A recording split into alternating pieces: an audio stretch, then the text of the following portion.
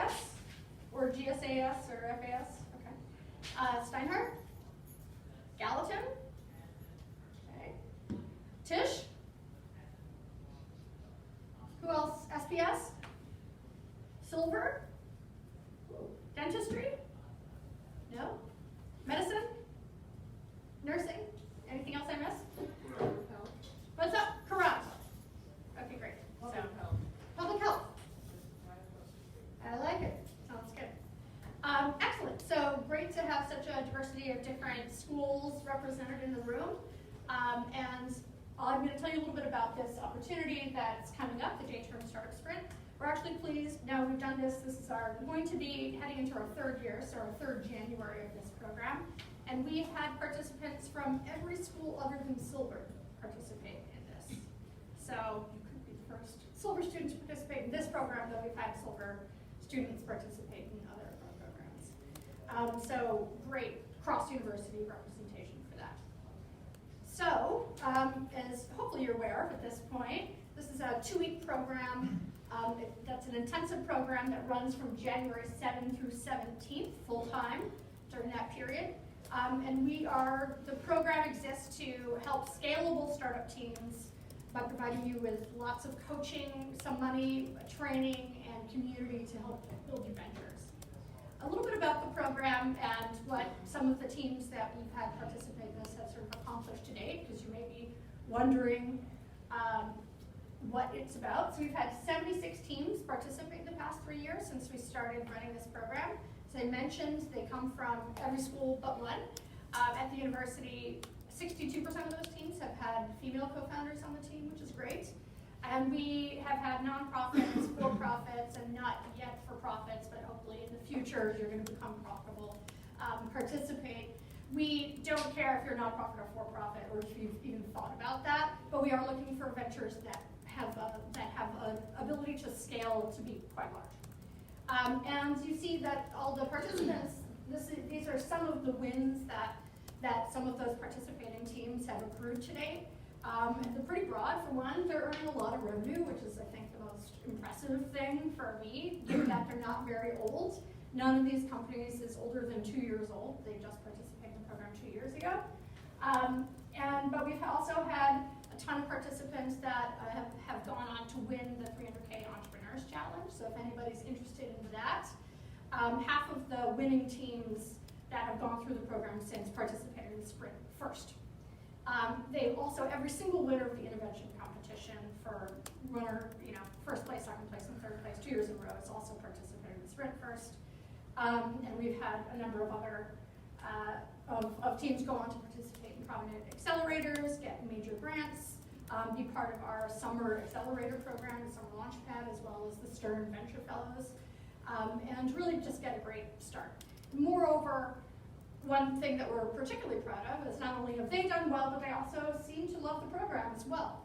Of these 76 teams, we've gotten a 9.5 out of 10 Net Promoter Score for the program, and that's by individual, not team. So 9.5, that means they would recommend this program to a friend. And a ton of them are earning revenue and generating grants. Actually, over 50% of the teams are either generating revenue or have landed large grants, at least $5,000 or more to work on their venture, which is pretty amazing, I think, in a short amount of time to have that much success for these awesome student and faculty and researcher founding teams coming out of the university.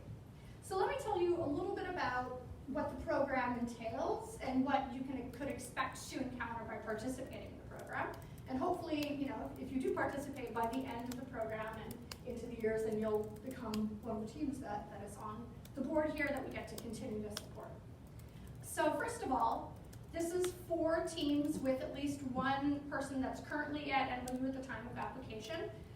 So you can be graduating in 2019 or after, or be working here as a staff member or a researcher.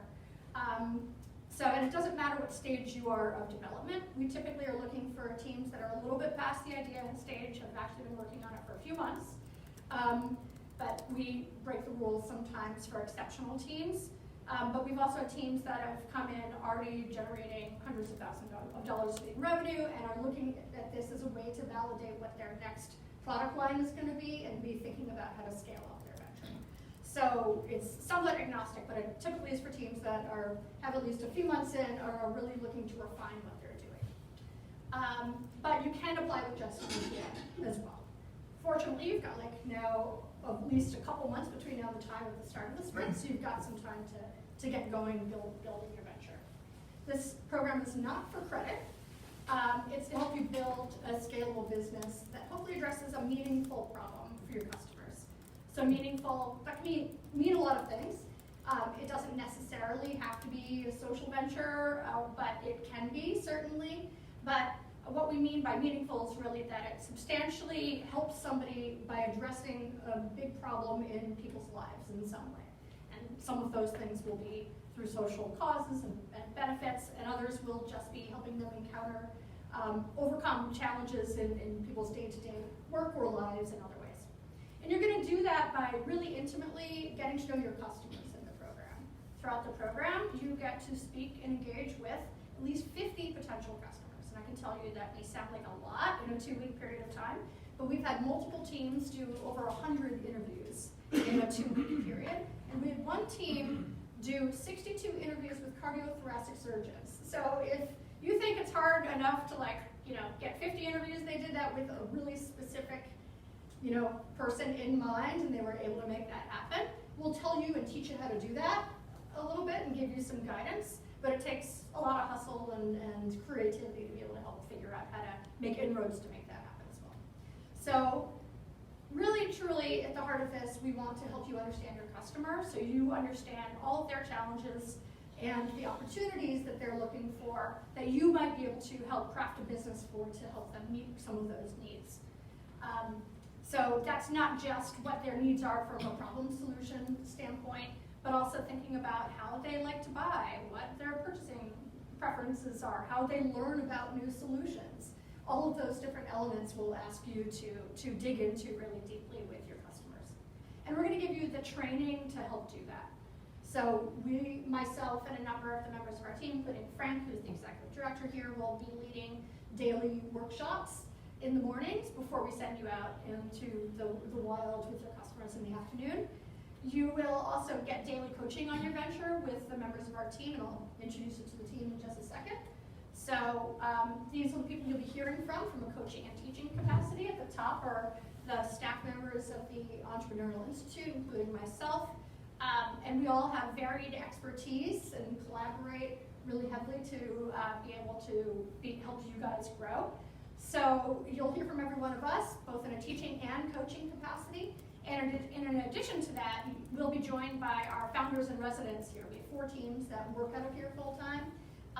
So Dr. Christopher Mitchell, founder of GeoPipe, Kylie Russ, who's the founder of Government for America, Mir Huang, who's the founder of Gig Finesse, and Sophie Kennedy, who's the founder of C-Straws. Will be also there giving you some mentorship and guidance.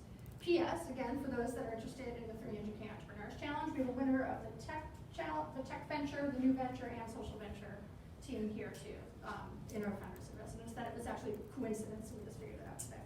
But they can give you guidance on that piece as well. So in addition to having access to us during that period, and us giving you a lot of help, support, then you'll also get to talk with some prominent startup founders like Carly Roney, who is an NYU alum from Tisch and founded The Knot, or the XO Group. So if anybody has ever gone to a wedding and had to purchase wedding gifts and do all that stuff, she founded that company along with her NYU co-founders. But we'll bring in 1 or 2 speakers for an AMA session, review your favorite food. You'll get to ask them any questions that you wish. And you get to work alongside a whole group of different startups, both the other group teams that are participating in the sprint. We'll have between 12 and 14 teams in the sprint, as well as the founders and residents and other people that are in the space working here full time. In this space, the Leslie E. Lab. Is this anybody's first time here to Leslie E. Lab? Oh, welcome. So for those where this is your first time here, this is a co-working space available to anybody in the NYU community that is working on something entrepreneurial. It doesn't have to be a full-fledged venture. It could be you're taking a class in entrepreneurship or anything else, but you can consider this your home if any of those activities are, if you're working on any of those activities. We have a ton of workshops and events here like this. And we have meeting rooms for you to meet with your teams and for coaching as well. During the period of the startup sprint, because it's really intensive, we give you 24/7 access to the space. So you get to be custodians of the space, but you can be here as much time as you wish beyond the closing hours to really dig in and set up shop here. In addition to this, we give you a $1,000 grant to help you toward your venture. That's in reimbursable expenses, so for anything related to travel or prototyping or experimentation or anything else, we'll reimburse you for those things. And this is sponsored by the National Science Foundation as well as by a grant from VentureWell. And there are some follow-on opportunities for further funding after that as well that we'll introduce to people after the program. In addition to that, then we also give you $5,000 in Amazon Web Services credits, office hours with some of our legal partners, Fenwick and West, free credits for various different app prototyping sites such as Envision Balsamic, plus lunch and free coffee every day as well, and breakfast. So those are some of the perks you can get, but you can, and in addition to that though, then we'll offer, for a few select teams, we'll give some follow-on grant support of up to another $1,500 and an interview to our summer launchpad program. So you get to kind of cut the line ahead, and we'll guarantee that you'll be interviewed for that program. We have about a 10% acceptance rate for the program, so that's pretty good for that program, for the summer launchpad.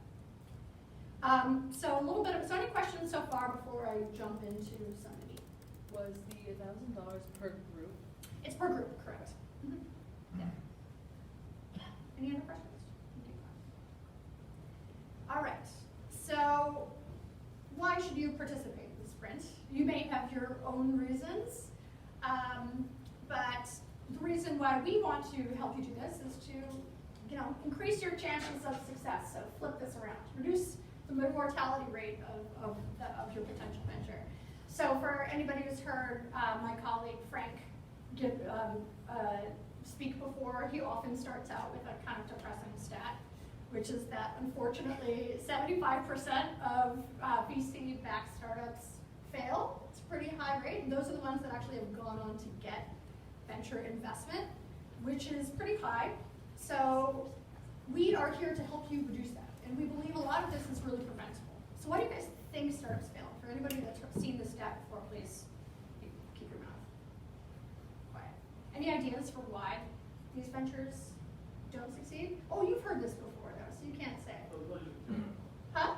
This pertains to tech in general, over-evaluation. Overvaluation? Will that keep up with valuations? Once they've got the money tonight, they have to keep up. Yes, that's true. So there's a lot of pressure to continue to grow and keep up, for sure. Absolutely. Back there. Can you repeat the question? Why do you think so many startups fail? Two reasons. I know for sure it's either one, the founders give up, or two, they run out of money. Okay. Other things? Fail to conjecture the correct size of your consumer group. Okay. Difficulty in scaling. Difficulty scaling? Not attacking the market need. Yeah. I'm going to stop you there because that's the one, our favorite one.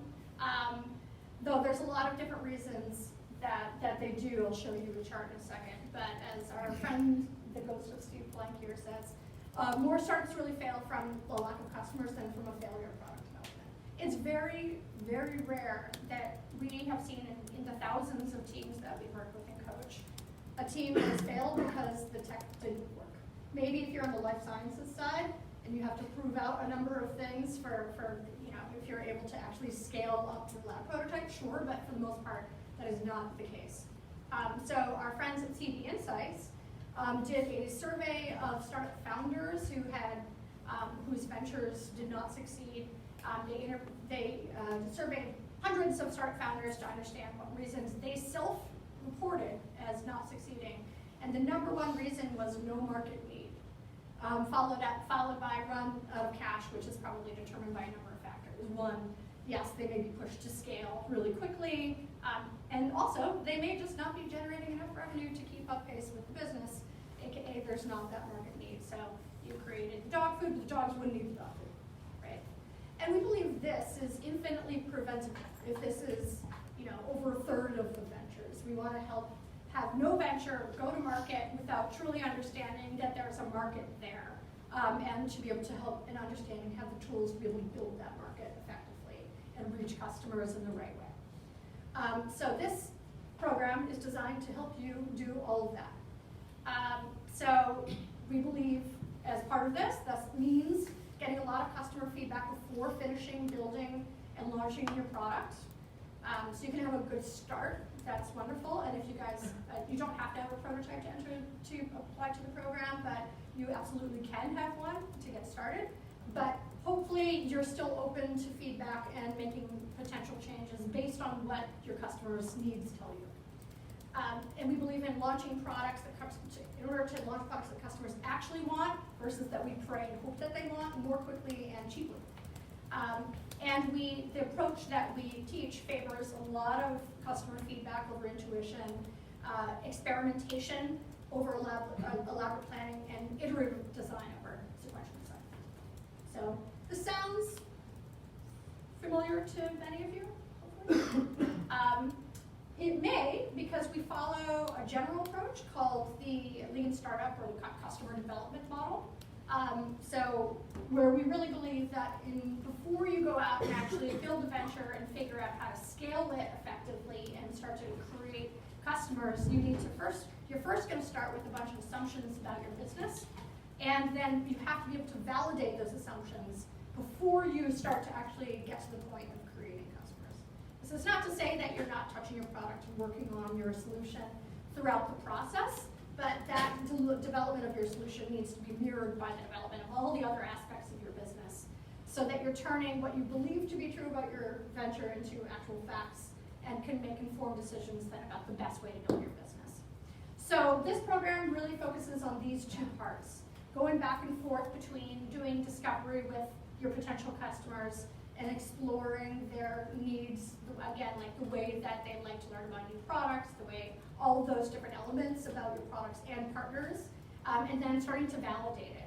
Validating that perhaps through running a number of iterative experiments and tests to be able to demonstrate that there's actually a there there and there's a real market need. So to go from that problem solution fit space, meaning you've got a problem that you've identified for a customer, you believe your solution fits, to actually testing that out to see that there's a real fit, because you can run some real world experiments and tests to be able to help you do that. And the tool that we use to help you keep track of all of this is the business model canvas, which hopefully quite a few of you have seen. Yes? Hands up if you've seen this tool. Great. If you haven't, that's fine. If you have, that's fine. We'll teach you how to use it. It should be fairly intuitive in terms of what this tool takes for those that aren't familiar with it. Is it takes all those crazy elements that you might have thought to put into a business plan and makes this into something that's visible and actionable, so that you have all the different sort of core elements that you would need to consider for your business around your customer segments, your channels, how you're going to have relationships with customers, the different activities you need to run for your business, how you're going to earn money, and so on and so forth, and puts it into one framework and quick to use and assess sheet, so you can understand what the interdependencies are between all of these things. It's hard to look in a big, long, 30-page business plan, and first of all, it takes so much time to actually create one of those things that by the time you make one, it kind of goes on a shelf and sits there. So we believe instead with starting with a series of using this as a scorecard to be able to demonstrate your assumptions and hypotheses that you have about your business. And over time, you may have one or multiple for each element of your business. And then over time, turning those into facts. So, and the truth is, unfortunately, that while many of us believe, and you may have actually quite a bit of expertise in the sector that you're going into and that you're hoping to solve a problem for, you're still only an N of one.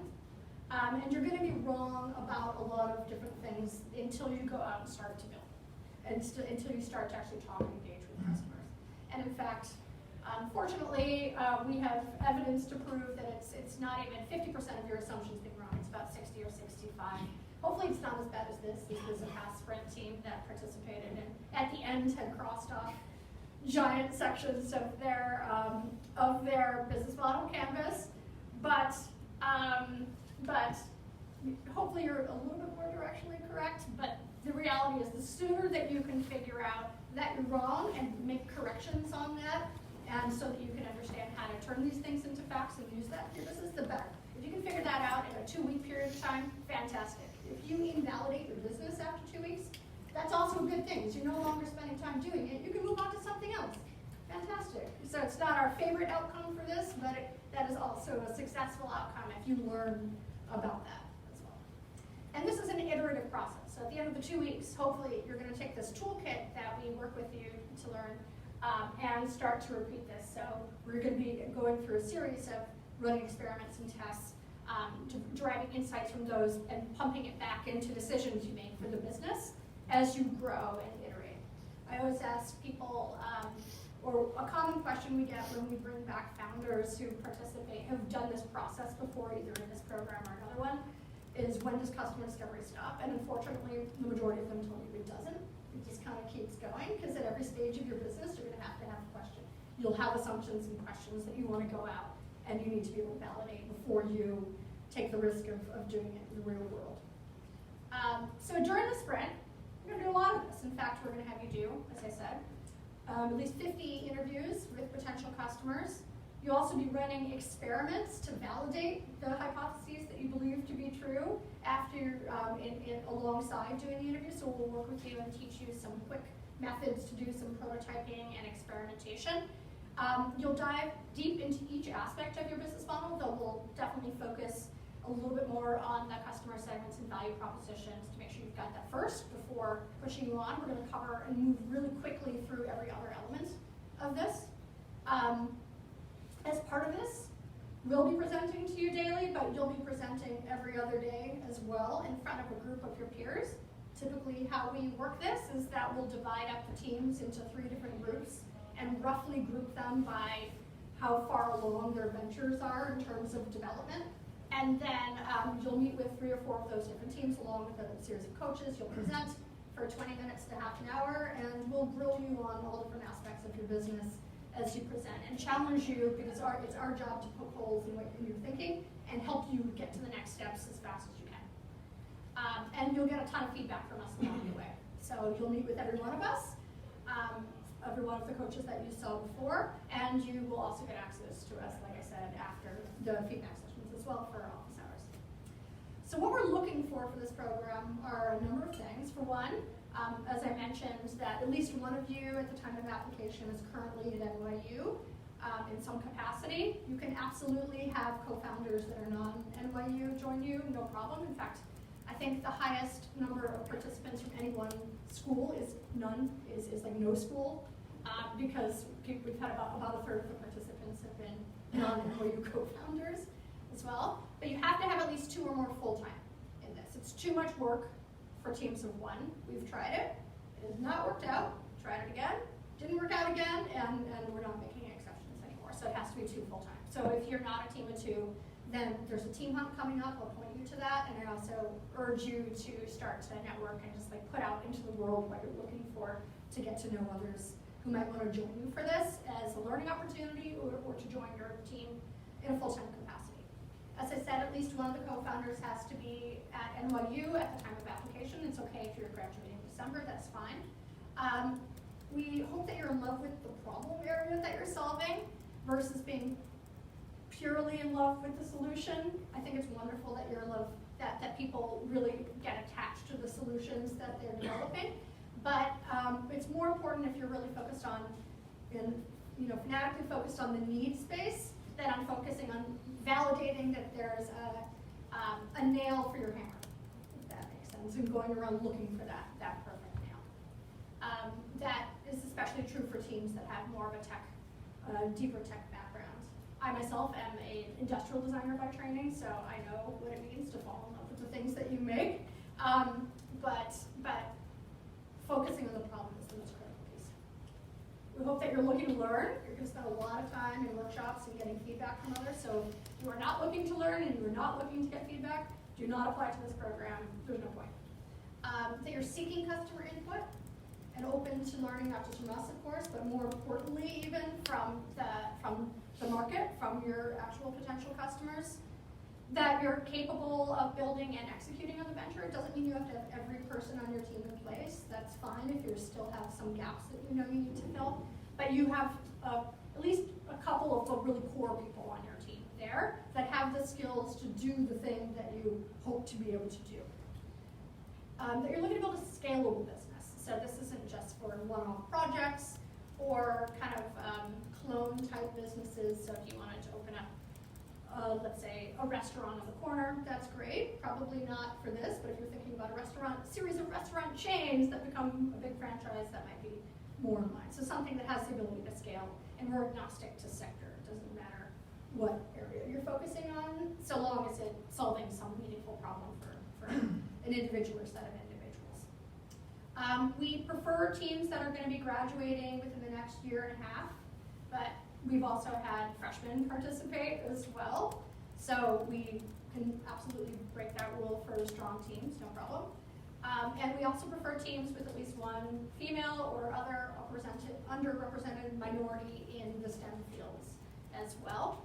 That's due to a couple reasons. One is some of our grants actually help us support that, which is great, so some of the funding is somewhat tied to that. But also we believe that the most diverse teams make the best teams, period. And there's a lot of evidence that goes to support that. And that's diversity in every single way you can possibly think. Of skills, of backgrounds, of experiences, of genders, of races, and everything else. They make for better teams because people look at the world from different lenses and bring different things to the table. And also we have a preference for teams that we've gotten to know a little bit better and know will benefit really from this program and are capable of working really hard and will learn a lot from the process. And for that reason, we definitely prefer teams that have participated in a boot camp or have gone through coaching through our, with some of us. The reason for that's pretty simple. We want to make sure, again, that you're getting that you're going to really benefit from this, but also if all we get to know you from is a simple application that's dropped into a form, it's really hard to assess everything about the team and their capabilities and the venture concept and everything else just from that simple written application. So if we can get to meet you in person and get to sit down with you and talk to you about your venture and see how you think, that's much, much easier for us to make an accurate assessment. So I also say this too, for those that we do not accept into the program, we have multiple sprints. If you don't get accepted into the program this time, come in for coaching and apply again. So, because we do want to get to know you, and the odds of us accepting into the program if we've never met you before are much lower than if you have. Mm-hmm. Yeah, for the bootcamp project, do you have a requirement for a team of 2 or more? Yes, but you can have somebody for the boot camp. For coaching, no. You can just be yourself, no problem. Okay. One person. For the boot camp, yes. But I find in the boot camp, so they're 2 half-day workshops. 1 week you'll come in for a few hours, and the next week you come back. I find that it's a really good test to see if you want to work with somebody. So if you're thinking about adding somebody to your team, even if you just met them, and you're trying to test the waters to see if it's a good fit, it's a perfect test for that. It's a perfect experiment to say, okay, well, if I can't work with them for a week, I don't know if I want them working with me for a whole 2 weeks or joining and starting a venture with them. So even if it's not, you don't have somebody now, but you have a couple people in mind, it's a good way to test one of those people out. Do all co-founders need to be based out of New York City? For the sprints, yes.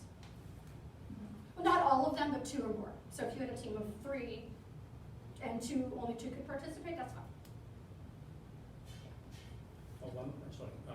For the sprint, and you need at least 1 person to be full-time involved in the sprint?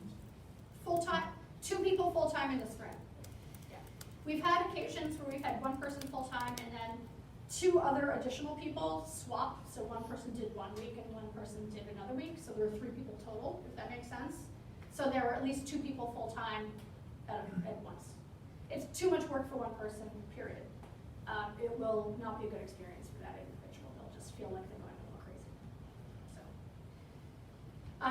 and that they're all in. So you're committed to this. This is all you're working on for that 2 weeks. You can expect it's a lot of hours. It's easily more than a 40-hour commitment each week for the 2 weeks.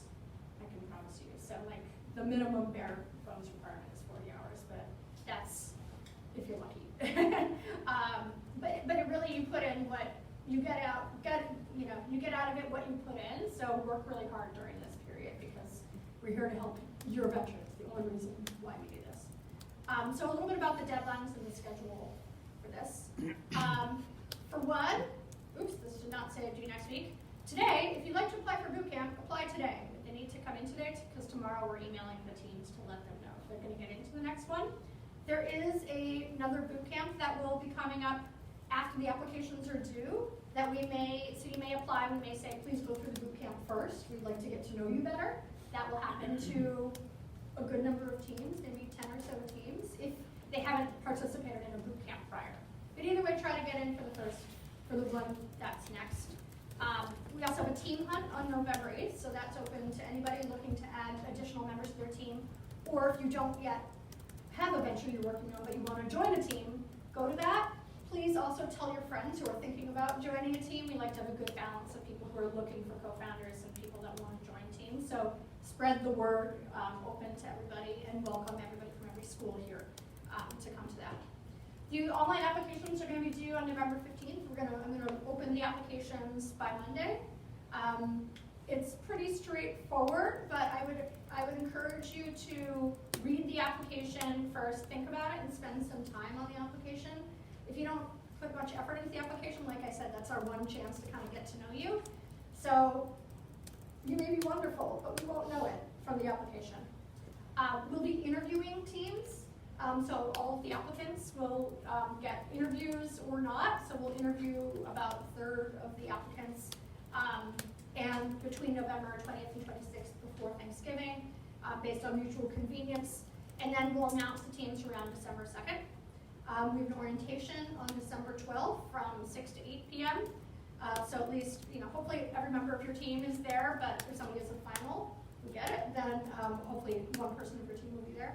And then we'll work with each team and try to meet with them at least once in advance of the sprint to make sure that they are good to go, that they have some goals for their venture in mind.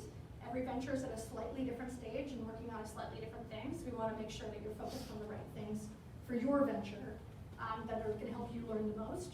And also to help you get started thinking about how to get signups for those 50 interviews that you're going to do. The more you can do to start to kind of like fill your roster with that early, the better. It'll make your job a lot easier during the sprint itself.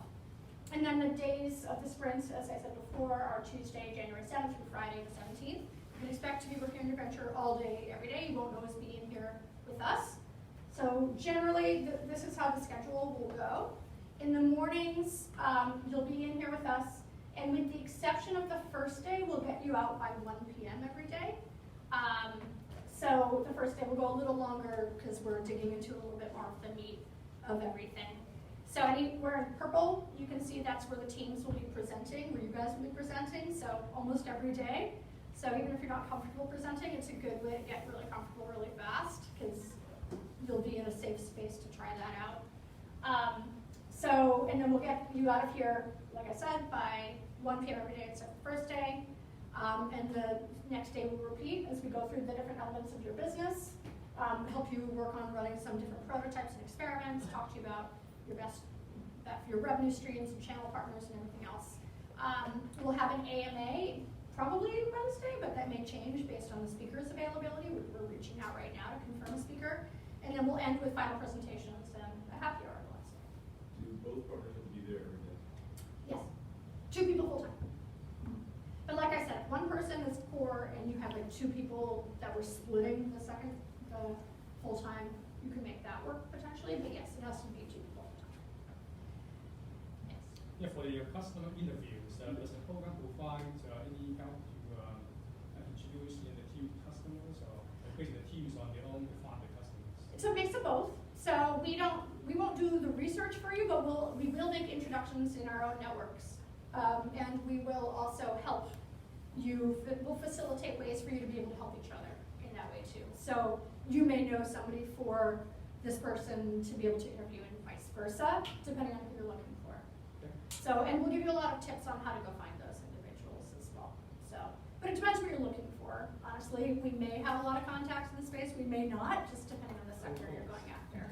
So I know a guy in the back there is going after like mixed martial arts fighters in some way, right? Yes. I have no mixed martial arts fighter friends that I can introduce you to, unfortunately, but somebody else in the room may. So maybe we'll make some intros for you.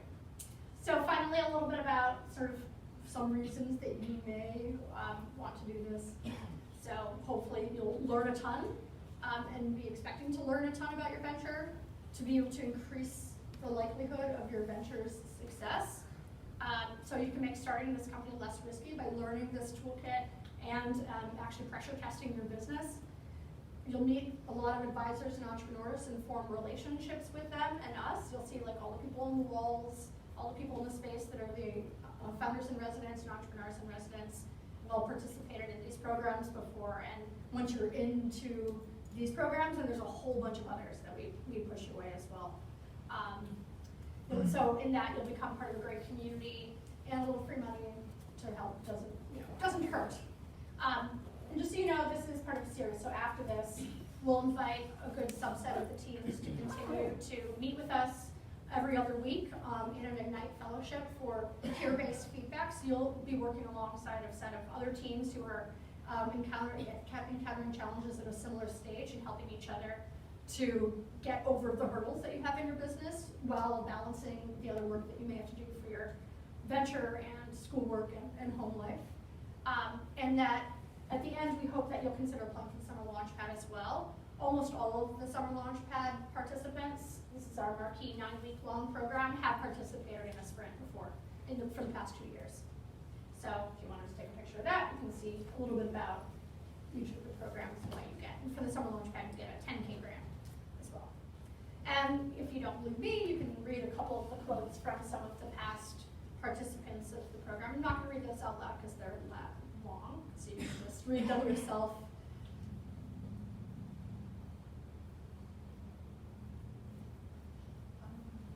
That's one. How many people do you accept to go on the program? We get about 60 applications and we accept about 12 teams. So about a fifth, 20%. But we have another sprint program in May and June as well. And we also have a week-long one that we do for faculty in August as well. So with at least two participants having to be there full time, are we allowed to have like 4 or 5 people? Yeah, Okay. you can have your whole co-founding team. So no interns or other folk, but your co-founding team, if you're 4 or 5, that's fine.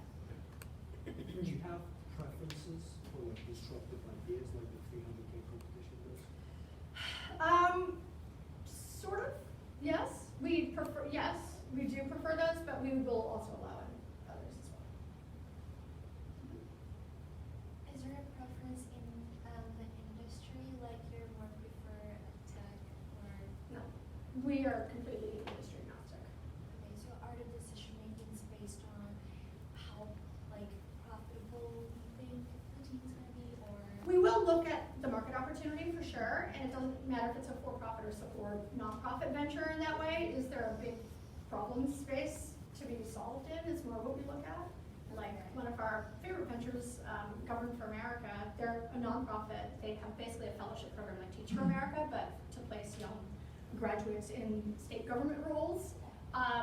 Super cool. They got started in one of these sprints, nonprofit, so it's not about the money you're going to make, but the impact potentially is huge, and that's more what we look at. So could be profit, could be impact in another way.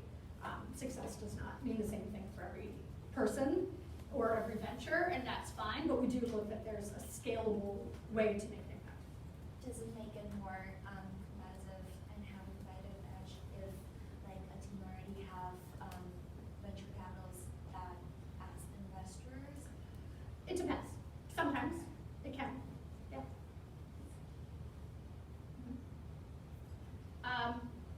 If you want to read a little bit more about the method or what you'll be getting into if you do boot camp and such, then I recommend these 2 pieces. And a couple other things for next steps. One is meet with a coach and sign up on our website, entrepreneur.nyu.edu. You can say Rebecca sent you. 2, apply for Startup Boot Camp. The boot camp is on the 8th and 15th, both days. If you haven't already participated in one so far, you must apply today to be considered. because I'm literally almost finished reviewing the applications. Right now I'm gonna finish. So if you do it by tomorrow morning, we'll look at it. But like tonight, midnight, get it in so we can take a look. There's, like I said, another boot camp after the applications are due. So we may ask you once you apply to participate in boot camp before making a determination. With that, any questions? Yes. For the boot camp, so you need more than one person? You need 2 people. Mhm. Okay. What if you want to apply, but you're trying to find something? That's fine. So I'd say there's a couple methods to be able to, we have a question in the boot camp application that says, what are you doing to find a co-founder? And you can fill that out. And then if you find somebody, you can email us and update us. Okay. with it. But you'll have to at least have a friend or somebody join you for it. Because we also ask you to do a few customer discovery interviews to try it out. And it's just easier to think alongside of another person because they can challenge your assumptions. Okay. Back there. I've already submitted the book camp application, Mhm. but I only like submit for like one person. You can resubmit it. Oh, okay. Yep. Thanks.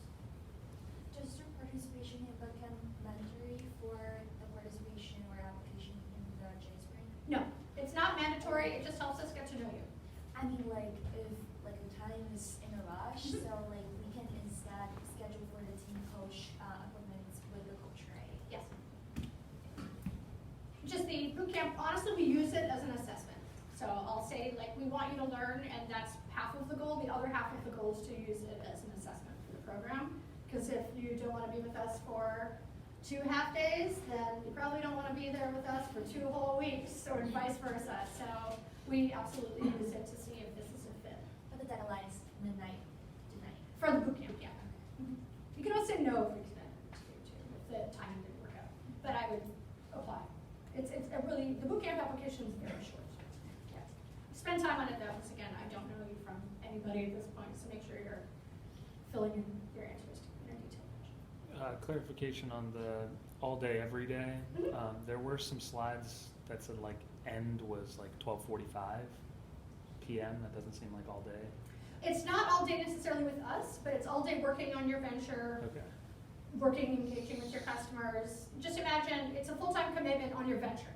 So like if you also work full time to like pay your bills, it's not You that would bad. have to take some time off and go on vacation for this period of time. I get it. It's not, that's why sometimes we're flexible. One person can be there full-time, then we can have 2 other people alternate, but it's just too much work to do it otherwise, and you won't get as much out of it. And there's other opportunities, like a boot camp might be a good way to get started in coaching, if you can't do this opportunity, but the way the program is structured just can't accommodate that, unfortunately. But I'm with you right there. It's Rent. rent, yeah, Yeah. is a real thing, for sure.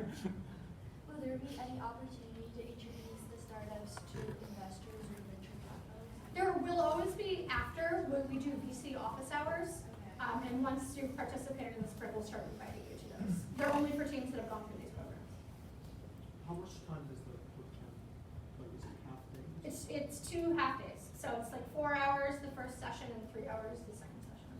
Why does it say November 8th to 15th? It's November 8th and November 15th. Oh, okay, I thought it was a whole week. No.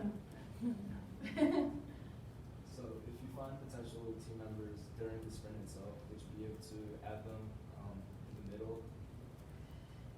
In theory, yeah. I don't know if we've actually, it happened once before. You'll just have to like work to get them up to speed on what you're doing. Any other questions that are kind of generalizable? Otherwise, I'll stay around if people have individual questions that might pertain to your specific venture or case. Yes. We can have access to your slides afterwards. Yes. So if you signed in when you came in with us, I will email you today with the slides, or by tomorrow morning. I have a specific question. Okay, then come up now. Thank Thank you you. all for coming. I hope you'll consider applying. Absolutely.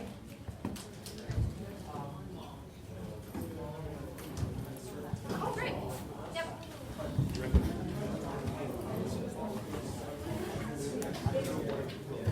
Guys, so is the professor full-time? And are you working on something tied to the research? So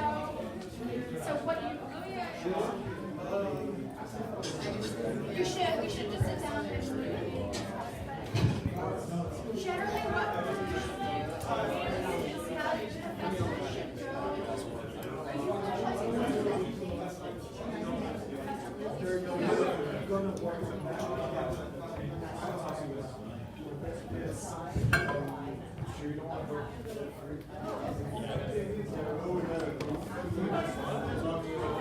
it. So like I told the questions, if you're a full-time professor just tied to their research, is that they'll have to meet all the subject transfer to, or like,